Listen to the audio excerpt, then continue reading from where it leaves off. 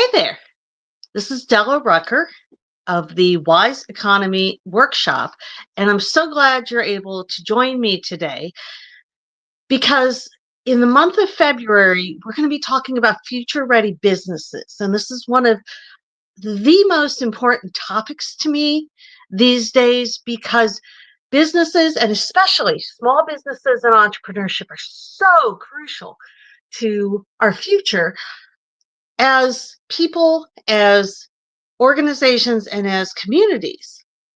But so often we don't really know how to do that well. And a lot of what we've learned about how to do entrepreneurship, small business development, small business growth, it doesn't fit the realities that we live in anymore as we're in this period of transitioning from the old industrial era to the world that's coming next. And so I want to take some time today to sort of frame up some of the challenges that I see all the time when it comes to businesses not adapting to the world that we're living in today. And they're not adapting because of what I was talking about last month, which is this stuff up here. We have assumptions and paradigms that no longer serve us. And a lot of times we don't even realize that we're still living in those assumptions and paradigms. So that's what we're going to talk about today. If you've got questions, put them in the comment section. If I don't get to them during the half an hour we've got together today, I'll respond to you soon. Again, my name is Della Rucker. My firm is the Wise Economy Workshop. And if you like what you hear here, there's a couple of different ways that you can connect. First is that I have a Substack newsletter that gets deeper into all of these issues that I talk about on these lives. And that Substack newsletter is a great source of information, of examples, of context, and of how to start making the kind of transitions, making the kind of changes that we have to do if we're going to survive and, more importantly, thrive in a world that's going to look very different from our past and already does. So that Substack is at wiseeconomy.substack.com. You can sign up for free. You get more benefits and more resources if you upgrade to a very inexpensive paid subscription, but you can get started for free, and you can even unlock some of the articles that were for paid subscribers only, because Substack gives you a couple of different ways to do that. So check out wiseeconomy.substack.com. You can also learn about my wider range of work about consulting, about training and coaching, and my new masterclass, which is going to be really excited. It's a peer masterclass. You can learn about those at wiseeconomy.com. So wiseeconomy.substack.com for the newsletter and wiseeconomy.com for the website. And you can find me on most of the socials, YouTube, LinkedIn, Facebook. I am on Blue Sky now, no longer on the former Bird app, and a little bit on TikTok. So with all that in place, let's go ahead and start to talk about what we're talking about today. And that is this question of future-ready businesses. And why is it particularly that so many businesses, a lot of the very large examples that we know and a lot of really small examples that we may encounter in our day-to-day life and in our communities, what's going on? So we all know about companies that are in hard times. We've seen names that were household names through a lot of our lives. We've seen them go under. in the last few years as the broader retail landscape has really changed very profoundly. But more recently, we're also seeing companies that used to sort of dominate the world really going on hard times. And if you look at your news, you'll see what I'm talking about. Walmart has lost market share. Target is losing stock price. Its stock price has been plummeting. A lot of other retailers, Tesla, um, even X or Twitter, have been in kind of a death spiral. Macy's or Federated Department Stores is another good example. J.C. Penney's, you name it. So a lot of these kind of national name businesses. So those are the ones that we're like all familiar with. On the local level, we're seeing similar challenges with a lot of very long-lived kind of local institution businesses. If you think about your community and you think over the last couple of years, not going back to COVID, but even in the last couple of years, you've seen restaurants that you've known and loved shutter. You've seen local stores go out of business or scale back. You've seen all of this massive change in the business economy, both nationally and internationally and at home. And all of the indications in our economy and in our kind of larger milieu are indicating that that's going to continue to be the case. And there's a lot of pundits that talk about, well, relevance to contemporary consumer taste or, you know, uh, behavior of CEOs.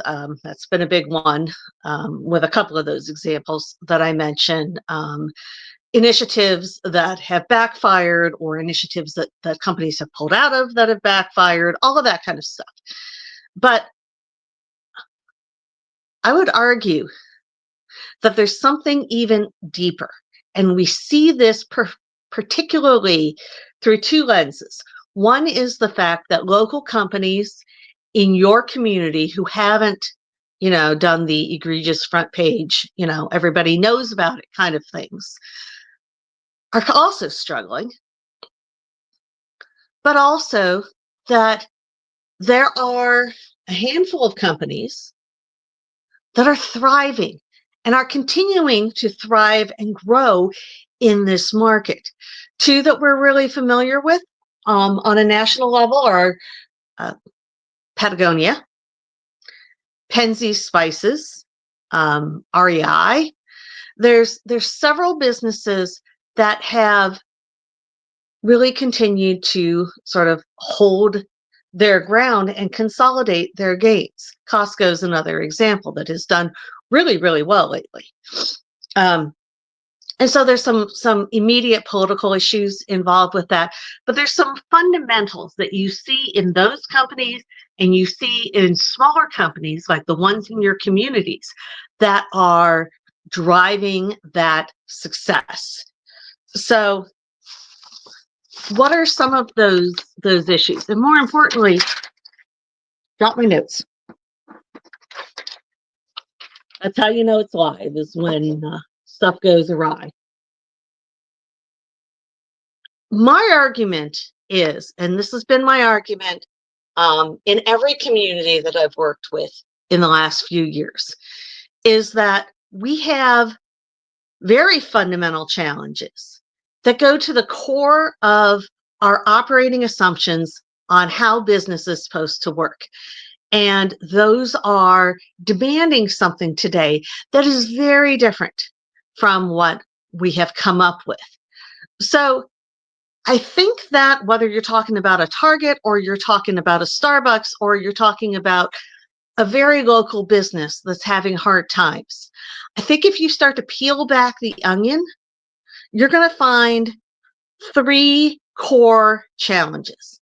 And these aren't challenges that are,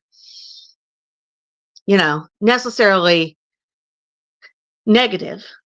They are challenges that are a result of the world changing around those companies, and the company is not changing. So, what are those? So, here's a couple, or here are three that I see across business and across sizes of businesses. And again, these are assumptions, these are very embedded things. The first one is about how we manage employees.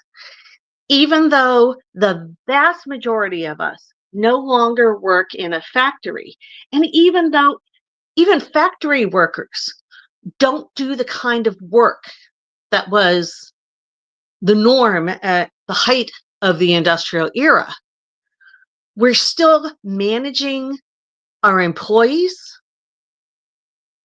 the same way, fundamentally, that we managed line workers in an auto body plant. What do I mean by that?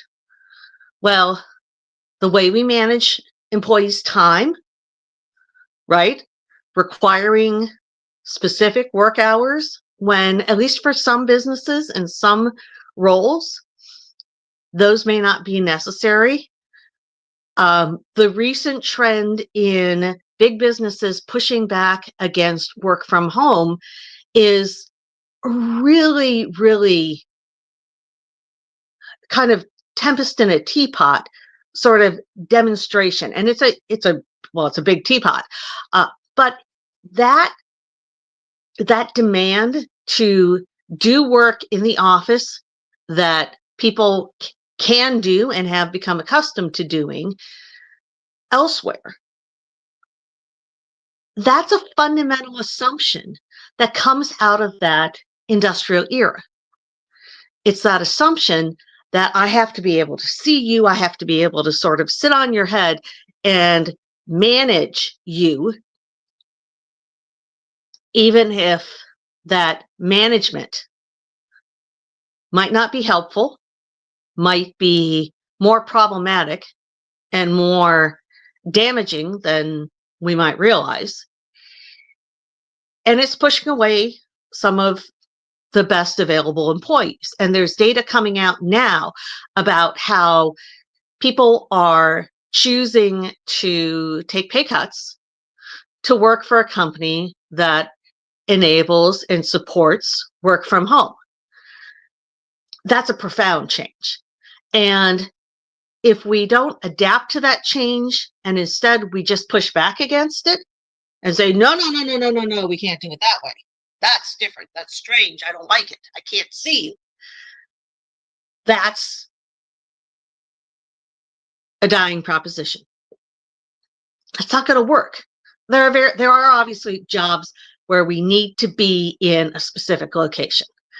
But for the vast majority of jobs that are getting pressured for work from home now, that's not the case. So that's one piece, is how we manage employees. And work from home, I called it a tempest in a teapot. It's a big teapot, but I called it that because that's just one component of this. In the Substack, I have told the story before of how I worked with a Fortune 500 company, very successful company, household name, trying to help foster innovation. They really wanted their employees to become more innovative, to be more proactive in their problem solving, and et cetera. And when I proposed ways that we could do that, many of which were going to require at least some training, right? We needed to have people learn some skills for collaborating to problem solve, for working together at that kind of level, et cetera, because that wasn't part of their daily work. I was immediately met with, oh, we can't take them out of the factory. We need them to be working during their work hours. And that was a moment of the existing system and the old assumptions really slamming the door shut on the opportunity to move forward and to create something that is more effective, to create systems that work better. in the contemporary environment. And they haven't been very innovative of late. Again, that's not a work from home issue. That's a fundamental assumptions and systems of how we manage employees. The second one that I see a lot is, especially for smaller business owners, is folks feeling like they have to do everything. So I see a lot, and I'm going from the big business to the small business scale now. But I see so many small businesses who feel like they have to hold and own everything in and of themselves. They might have suppliers, but they treat them very transactionally.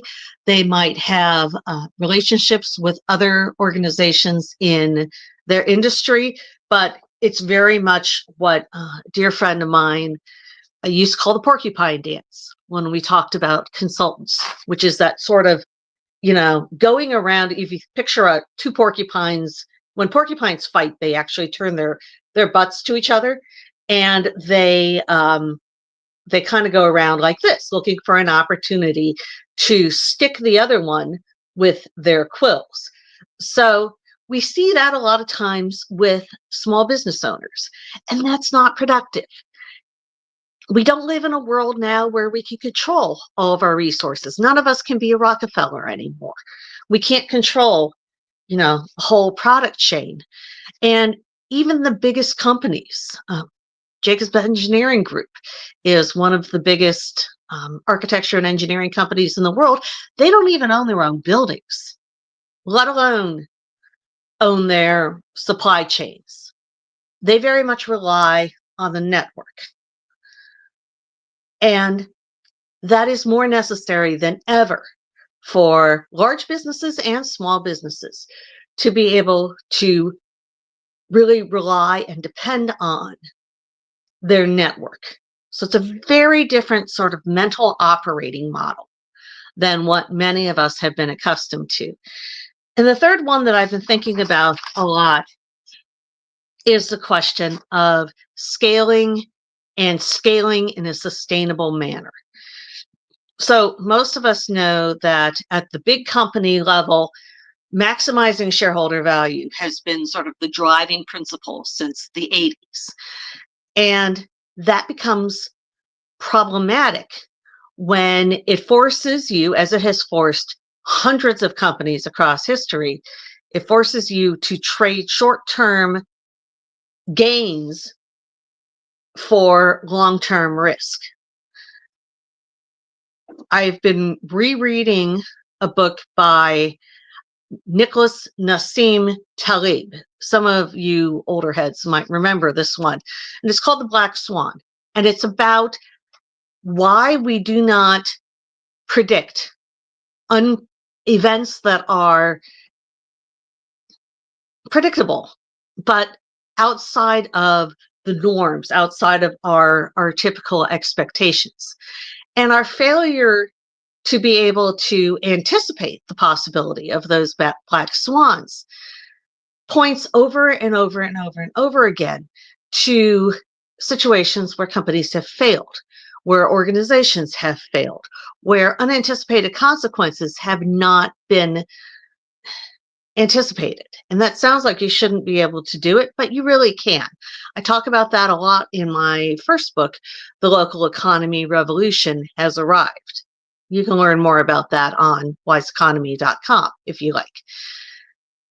But the ability to not just survive in this moment, but to sustain for the long term, whether we're talking about small businesses or big businesses, we don't think about that nearly as much as we should on the whole, because we didn't used to have to. Our industrial era model largely said, we're going to do this thing, we're going to keep producing this thing, we're going to work in this manner, and we are going to continue to do that and grow linearly for the foreseeable, for the future. And we got very good at making projections that showed us doing that. The challenge is that we live in a much more volatile, uncertain, complex, and ambiguous world these days. VUCA, that's a term that comes from the military. VUCA means that you're living in a world where more than ever, your predictions may not be worth very much. And so the whole question of how we set ourselves up for growth, and more importantly than growth, for sustainability, for the ability to last. Shareholder value doesn't necessarily prioritize, in fact, most of the time does not prioritize lasting for the long term. And yet, if I am anybody involved with the organization other than the person who's trying to extract value and put it in my pocket, I want the company to last, right? I don't want to be out of a job in 6 months. I don't want to have a failure on my resume as the chief whatever of the company. I want it to last. And yet, if we're thinking in an industrial era model, we're not anticipating how the things that we choose and the things that we decide and the priorities that we set may not be enabling us to sustain. So that's 3 primary areas where I know that I see businesses, large and small, stick to older industrial era models and hurt themselves in the present and in terms of their future. So, how we manage employees, especially in an era where creativity and collaborative problem solving are more important to virtually every kind of business than it's ever been before. If we're managing those people like cogs in a machine, we're working against their ability and their willingness and their capacity to be collaborative problem solvers. If we are, I got to peek at my notes again. If we are trying to hold on to everything in and of ourselves and control everything the way we want it to be controlled instead of collaborating with other industries, with our supply chain, with our competitors even, then we're taking away our ability to flexibly respond to an unpredictable environment. And finally, if we are digging into old assumptions about how businesses grow, and a lot of times these are assumptions we're not even thinking about consciously, especially for small business owners who are very often just trying to keep everything together, we're setting ourselves up for failure. So one of the deepest challenges that we all have, whether we own a business, whether we work with business owners, whether we have a role through economic development or community development or city management or any of those positions, we have a responsibility to keep that mindset of future readiness and to build and cultivate that mindset and those conditions in the companies and organizations that we're responsible for. Not doing that, we're seeing increasingly sets us up for failure. But if we can be mindful of what our organization's core assumptions are that come from that industrial era of human existence and realize that we have to go somewhere else, we're going to be much better equipped to succeed. So I've got time for a couple of questions. And if you've got questions, please put them in the box. Put them in the comment box. And like I said, I should be able to see them. If I can't, I will. If I don't see them during the next 5 minutes, I'll respond to you later. So one question that has come forward. So this is super interesting. So this one says, I'm a small business owner. Good for you. We need you. And I'm really having trouble with my employees. Pretty common situation. I don't know what kind of business this person is in. I want to trust them, but I don't feel like I can trust them. And they call me controlling. What can I do? And that's a big question for 5 minutes. The fundamental answer to that, though, is that collaboration and creative problem solving, which is what you sounds like really want your employees to be able to do. That's what most employers want. They want their employees, when it's appropriate, and that becomes a question, they don't want to have to solve every single problem all by themselves, because you hired employees to get additional capacity.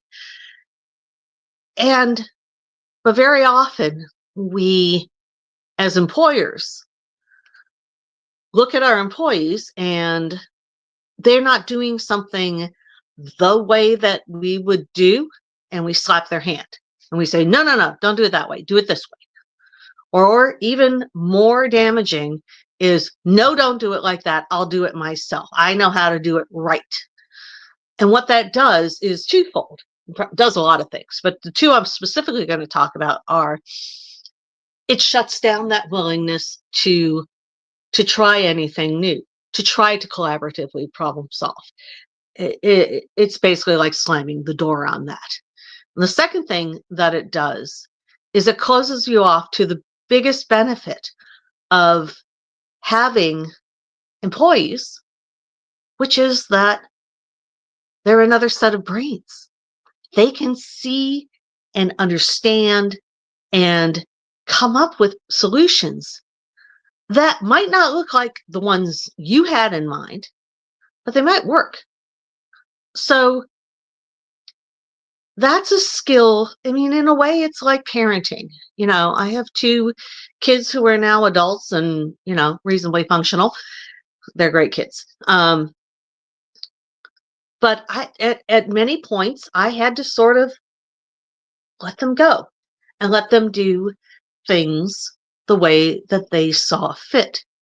And if we don't do that with our employees, within context, within structure, and this is part of why I developed a peer group masterclass, so that people can share those experiences and problem solve on their own approaches with each other.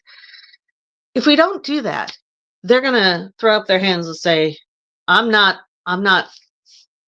sticking my neck out.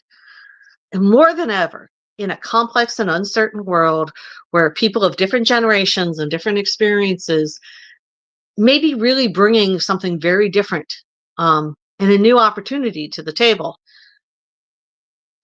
slapping hands is going to work very badly against us. And the same goes for any kind of sort of autocratic decision making.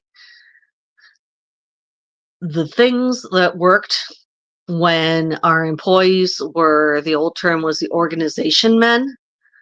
There's actually a book from the 60s that talks about the organization man as a person who basically just does everything that the company says.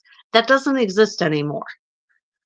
And so we can't treat our employees as though they're going to be little cogs in our machine.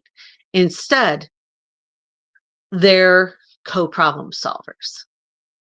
And we've seen over and over again, whether it's at restaurants, at cooperatives, like Cooperative Groceries, at Patagonia, at Penzi Spices. We've seen Costco is also a very good example, Trader Joe's. We've seen that in places where employees get some level of, an appropriate level of autonomy and empowerment to make decisions, to make choices, to do what they think is in the best interest of the company, provided that they've been educated well enough on what that is. And that's a whole nother question that we'll get into probably next week. Then that's how we create companies and organizations that last. No matter what you're doing, more than ever before, your people, for the vast majority of us, are your core asset. And if we treat them as cogs in a machine, they're going to act like cogs in the machine until they get sick of being cogs in a machine, and then they're going to book. So I hope that's helpful on that question. There's a couple others that I didn't get to that I'll respond to, but I want to be respectful of people's time. So thank you very much for taking your time to sit with me and talk with me, hopefully over your lunch or, your break. And I'd encourage you, if this information is useful or interesting, it's just the top surface is what I'm laying out here. But take a look at those resources that I identified. wiseeconomy.com is the website that also gives you books that I've written, books that other people have written that I have found incredibly valuable, blog, explanation of services, all that stuff. You will also find a lot of really good information at wiseeconomy.substack.com. Again, that's free to sign up. You get more resources if you are a paid member, but if you just want to kind of check it out and get the feel, wiseeconomy.substack.com. You can get a free version and see what you think. So thank you very much for taking the time to be with me today. You can find me on most of the socials under either Wise Economy or Della Rucker. And I appreciate your taking the time. I will see you here next week as we dig a little deeper into the question of how do we create future-ready businesses. Thanks.